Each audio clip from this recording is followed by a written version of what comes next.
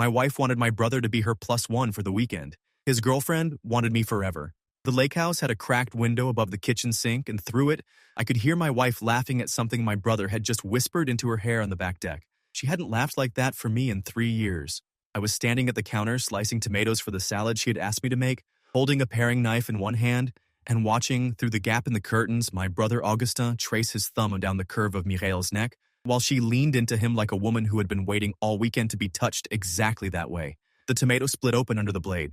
Juice ran across the cutting board and onto the back of my wrist, warm and red, and I didn't move for almost a full minute because the only thought I could hold in my head was that I had driven the four of us up here in my own car, and that I was the one who had insisted Augustin and his girlfriend Solène come along to keep things from feeling lonely. I'd been married to Mireille for 9 years when she suggested the lake house trip, and we'd been in counseling for almost 2 of those years, slowly and politely failing to fix something neither of us could name out loud.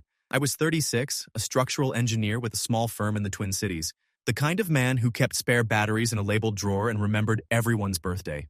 Mireille was 34, an interior designer with a successful boutique studio, beautiful in the slightly aloof way that made strangers describe her as striking. We had no children. We had tried for 4 years before our fertility specialist, Dr. Yusra Adebayo-Linde, gently told us that further treatment was unlikely to succeed. I had taken that news harder than Mireille had. She had taken it like a problem to be redecorated around.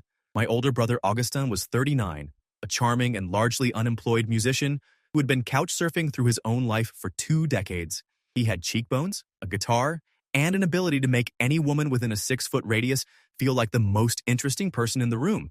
He'd been dating his current girlfriend Solène for almost a year. She was 31, a pediatric occupational therapist who worked with children with severe developmental delays, and she had the quietest, most observant eyes I'd ever seen. The first time I met her at a family dinner, she watched Augustine charm the table for 10 minutes, then turned to me and asked what I was reading, in a voice so soft and so genuinely curious that I had to look away because the question made me feel something I hadn't felt in years.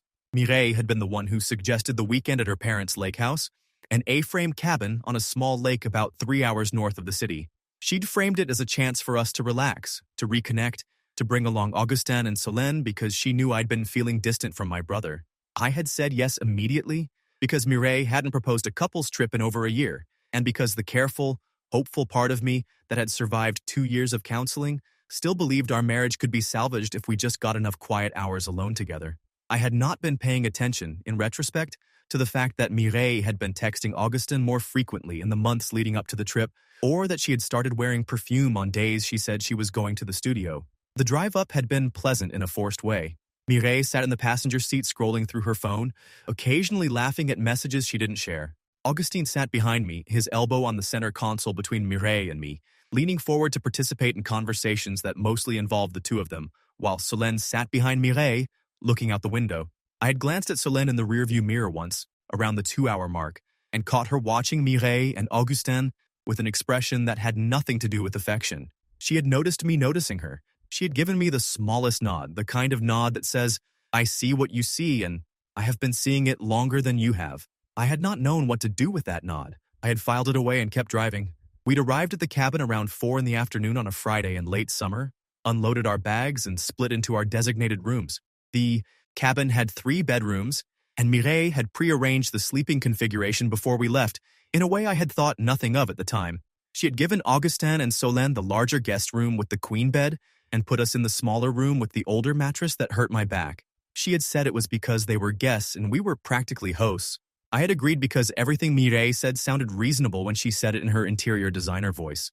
Solène, watching this assignment happen in the doorway, had said quietly, "I don't mind the smaller room, honestly." And Mireille had waved her off with a laugh and said, "Don't be silly." By that first evening, I'd already noticed 3 small things that I had pushed aside.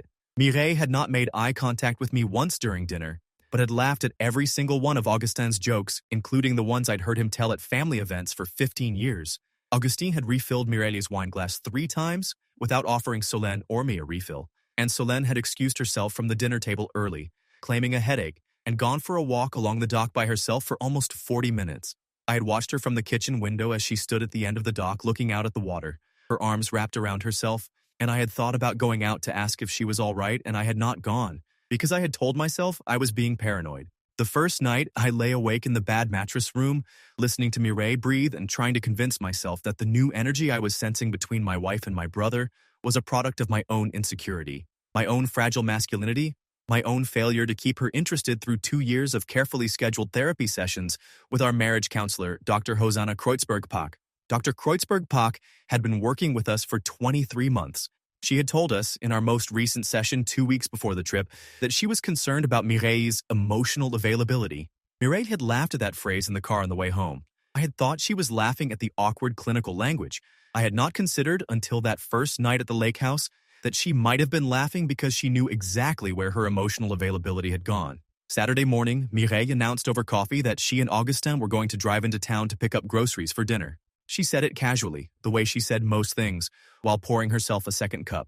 I had offered to come along. She had said, "Oh, stay here and relax, you've been working so hard. Solène can keep you company." Solène had looked up from her tea and said nothing. Mireille and Augustin had left at 9:15 in the morning. They did not return until almost 2 in the afternoon. The grocery store was a 12-minute drive from the cabin. I sat on the back deck for 3 of those hours with Solène, drinking coffee that had gone cold, and we did not talk about it because neither of us yet had the courage to put words to what we both already knew. What we did talk about was everything else. Solène asked me how I had become a structural engineer, and I told her the long version, including the part about my grandfather who had built bridges in Quebec. She told me how she had ended up in pediatric occupational therapy, which involved a niece with cerebral palsy and a college internship that had changed her life. She told me she had been with Augustin for 11 months, that she had met him at a bar where he was playing an open mic, and that she had known within 4 months that he was not the man she had thought he was, but that she had stayed because she had recently lost her father and could not face another loss. She said this last part very quietly, looking at her hands, and I felt something in my chest tighten in a way I did not know how to name. When Mireille and Augustin finally returned, they came in carrying 2 small grocery bags. 2. For a household of 4 for a weekend. Mireille's hair was different than it had been that morning. Augustin had a small mark on the side of his neck that he had partially covered with the collar of his shirt. Solène had glanced at me just once and the look had said everything. I had stood up, taken the 2 pathetic grocery bags from Mireille's hands, and walked into the kitchen to put them away. My hands had been steady. I had unpacked the groceries methodically. A loaf of bread, a block of cheese, a bottle of wine, a small package of pasta, a tube of toothpaste neither of us had asked for, and a single tomato.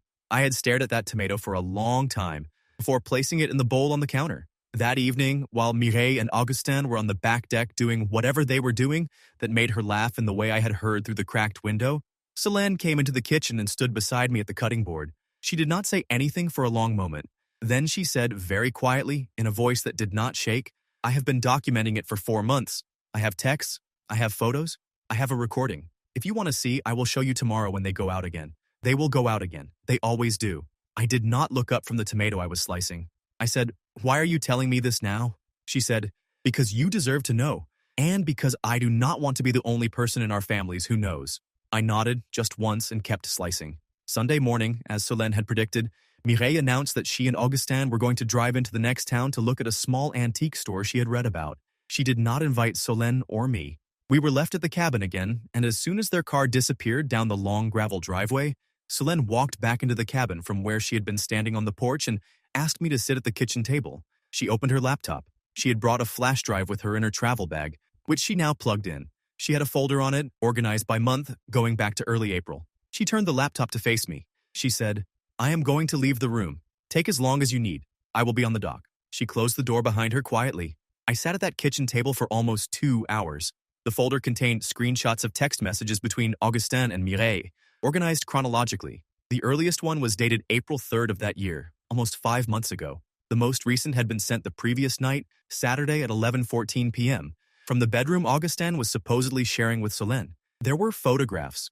2 of them were of my wife in a hotel room I did not recognize, taken from an angle that suggested Augustin had taken them. There was an audio recording, 3 minutes long, that Solène had captured on her phone 2 weeks before the trip, when Augustin had thought she was asleep.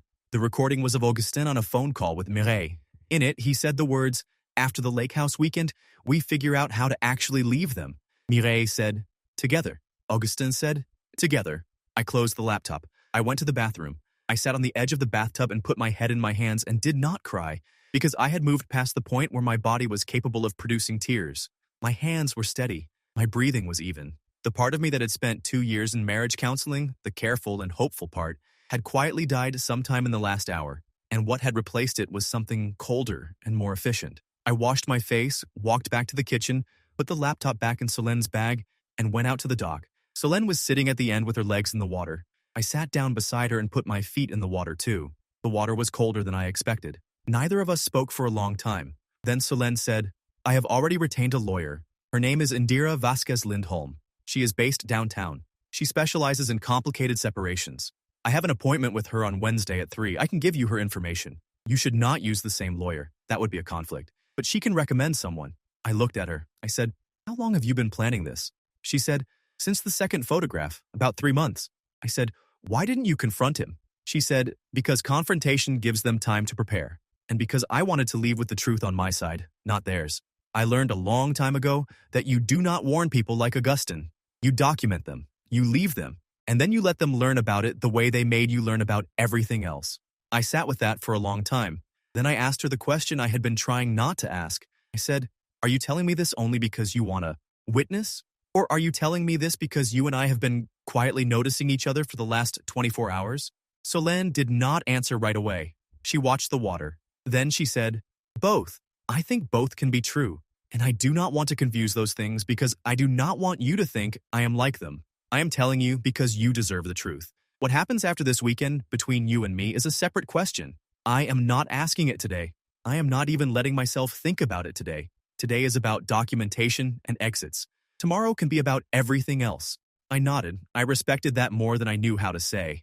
We made a plan that afternoon. Solene would act normal for the rest of the weekend. So would I.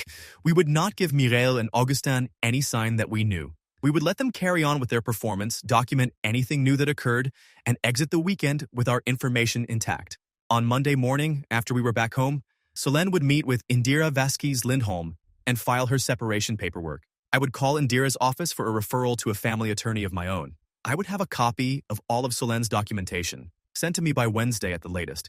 I would gather my own additional evidence from Mireille's behavior over the next several days. And then, when we were both ready, with our attorneys aligned, we would confront them. Or rather, we would not confront them. We would simply serve them. Sunday night, Mireille came to bed in the small bedroom and tried to initiate sex for the first time in over 4 months. I told her I was tired. She did not push. She rolled over and was asleep within minutes. I lay in the dark beside the woman I had been married to for 9 years, and I thought about the message Augustin had sent her at 11:14 p.m. the night before, and I thought about Solene in the next room over, lying beside the man who had been planning to leave her, and I felt the strange, settled calm of a man who has finally seen the shape of the room he has been trapped in. Monday morning, we drove home. I made small talk during the 3-hour drive. Mireille smiled at her phone. Augustin sang along to the radio in the back seat. Solene and I made eye contact in the rearview mirror exactly once, when Mireille laughed at a text she did not share. Wednesday afternoon, I sat in the office of an attorney named Padraig Olamide Foster, a man Indira Vasquez Lindholm had personally recommended over the phone. He was in his late 50s, gray-haired, with a calm, low voice, and a wall full of diplomas from schools I had heard of. He spent the first hour of our consultation reading the documentation Solene had sent me the previous evening, 27 pages of organized screenshots, 3 photographs, and the transcript of the audio recording, which Solene had had professionally transcribed by a service her attorney used. When he finished reading, Padraig removed his glasses, folded his hands on top of the file, and said, "Mr. Beauregard, your wife and your brother have been conducting an affair for approximately 5 months. They have made specific plans to leave their respective partners after this past weekend. I want you to understand what that means in the context of Minnesota family law." He walked me through it slowly. Minnesota was a no-fault divorce state, which meant the affair itself would not affect the division of assets. However, the affair did affect several practical things. It affected spousal maintenance, particularly if Mireille planned to share a household with Augustin, because cohabitation with a new partner could reduce or eliminate maintenance. It affected the timing and tone of the proceedings, which we could control by filing first and being prepared. And, most relevantly, it affected the question of marital waste, because Padraig wanted to know whether any marital funds had been spent in the course of the affair. Hotel rooms, gifts, meals, trips. He asked me to pull our joint bank and credit card statements for the past 6 months. I told him I would have them to him by Friday. He nodded. He said, "Good. Document, document, document." I spent Thursday and Friday going through every line of our joint financial statements, going back 9 months to be safe. I found the hotel charges. 6 of them, all in the same city, all on weekends when Mireille had told me she was on a girls' trip or a design conference. I found the restaurant charges, dozens of them, at restaurants in neighborhoods we never frequented. I found a charge for a piece of jewelry from a boutique I had never set foot in, dated 3 weeks before our anniversary, when Mireille had told me she did not want me to make a big deal of our anniversary that year because she was feeling reflective. I found a recurring charge for a storage unit I did not know existed, paid for from her separate business account but transferred from our joint account. $6,400 over 4 months, the cost of an affair I had funded without knowing. I sent everything to Padraig in a single, organized PDF on Friday evening. He responded within an hour with a phrase I would remember for a long time. He wrote, "This is sufficient. Tomorrow we begin." Saturday morning, I went to my office at the engineering firm even though it was a weekend because I needed to be somewhere that was not my house. I sat at my desk and did nothing for an hour. Then my phone rang. It was Solène. She had just finished her formal meeting with Indira Vasquez Lindholm. Her papers were drafted and ready for filing the following Wednesday. She asked me how I was doing. I told her I was functional. She told me functional was a reasonable place to be on a Saturday morning 4 days after your life had changed. She asked me if I wanted to get coffee. I said yes. We met at a small cafe near her apartment, neutral ground, in public, with both of us aware that anything we did or said could be observed by the wrong person at the wrong time. We sat at a corner table. Solène ordered a chamomile tea. I ordered an Americano. She told me about her meeting with Indira. I told her about my meeting with Padraig. We compared notes carefully like two professionals exchanging information at a conference. Then, when the briefing portion was over, Solène looked at me across the table and said, "I want to tell you something I have not let myself say out loud yet. I have noticed you for almost a year. Every family dinner, every event. I have noticed you. I never let myself name it because I was with Augustin and you were with Mireille. But I noticed.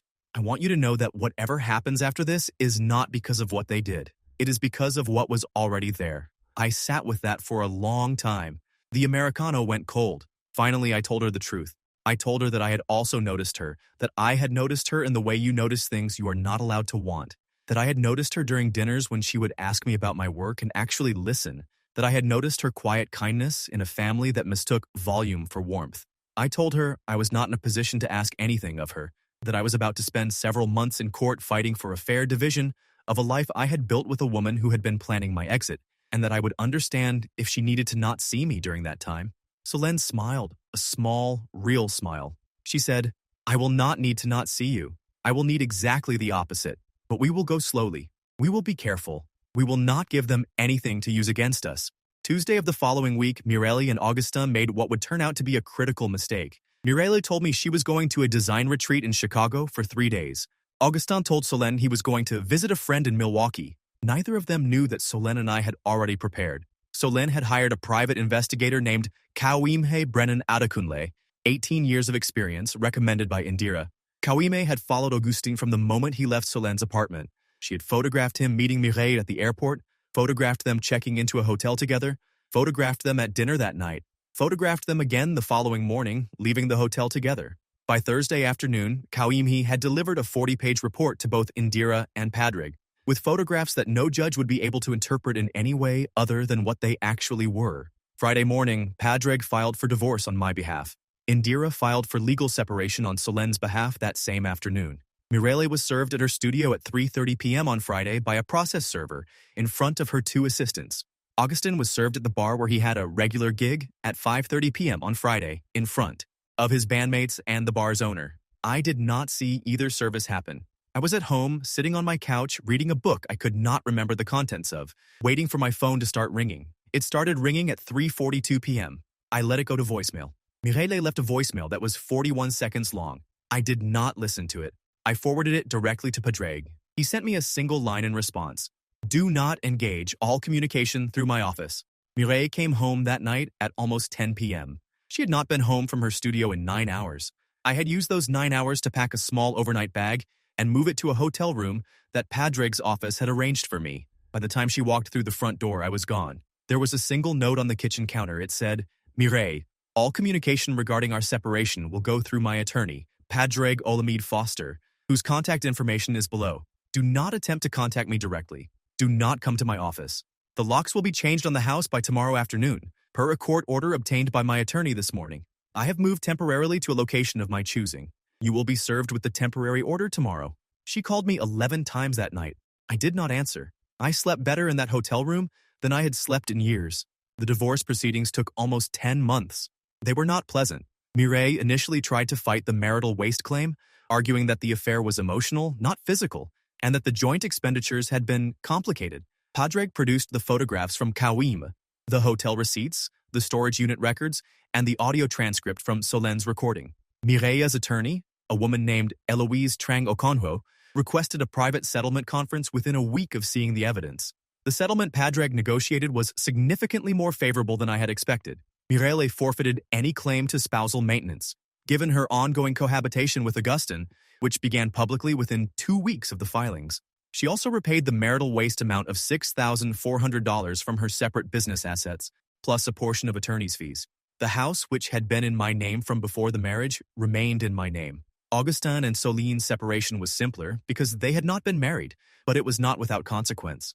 Augustin had been living in Solene's apartment for the entirety of their relationship, contributing almost nothing financially. He left with the contents of 2 duffel bags, an electric guitar, and an amplifier, and he was not entitled to anything else.